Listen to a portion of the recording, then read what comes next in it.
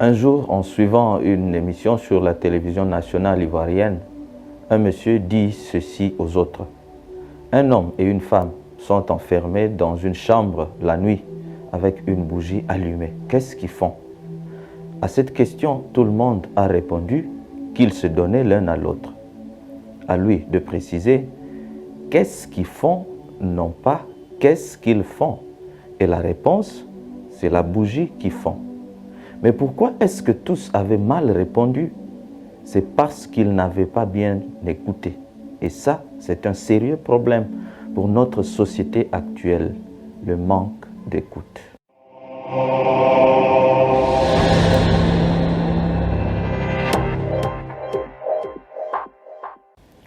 Salut à tous, bienvenue au 3e dimanche de l'année liturgique C du temps ordinaire.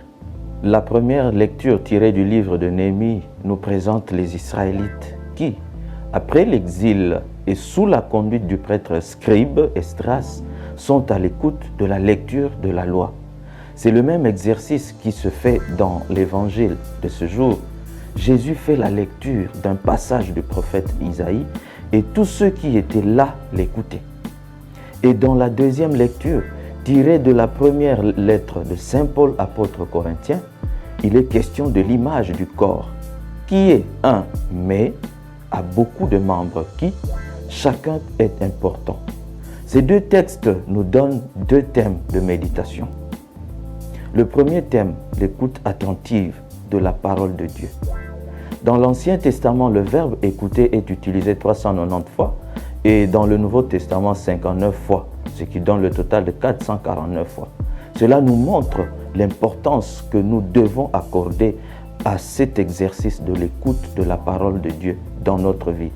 La phrase qui résumait la profession de foi d'Israël dans l'Ancien Testament commence par l'invitation à l'écoute. Écoute, Israël, l'Éternel, notre Dieu est le seul. Deutéronome 6, 4. Chers frères et sœurs, nous qui nous réclamons comme chrétiens, sommes-nous vraiment à l'écoute de la parole de Dieu? Peut-être pas, car lorsque nous avons écouté la parole de Dieu, une réaction active doit s'en suivre. Les Israélites avaient pleuré lorsqu'ils ont écouté la parole, la lecture de la parole de Dieu faite par Esdras, et avaient répondu « Tout ce que le Seigneur a dit, nous allons le faire ». Tous les dimanches, nous sommes peut-être à la messe. Cependant, nous y sortons sans prendre de décision qui nous engage à transformer notre vie.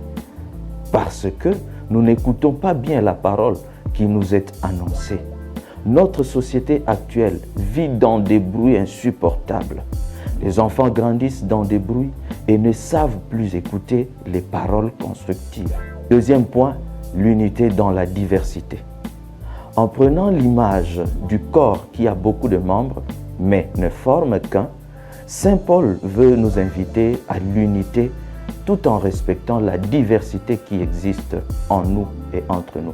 Respecter les dons que chacun a reçus de Dieu pour l'édification de son Église, sans faire prévaloir ceux des uns ou ceux des autres. Cependant, Paul établit une différence entre les dons et les ministères. Nous pouvons avoir le même ministère, certes, mais nous n'avons pas les mêmes dons pour réaliser ce ministère, les mêmes qualités pour réaliser encore ce même ministère. Dans notre contexte, il est bon de savoir, selon la logique paulinienne, qu'un laïc peut avoir le don de la guérison, mais cela ne lui donne pas directement le ministère sacerdotal ou le ministère diaconal.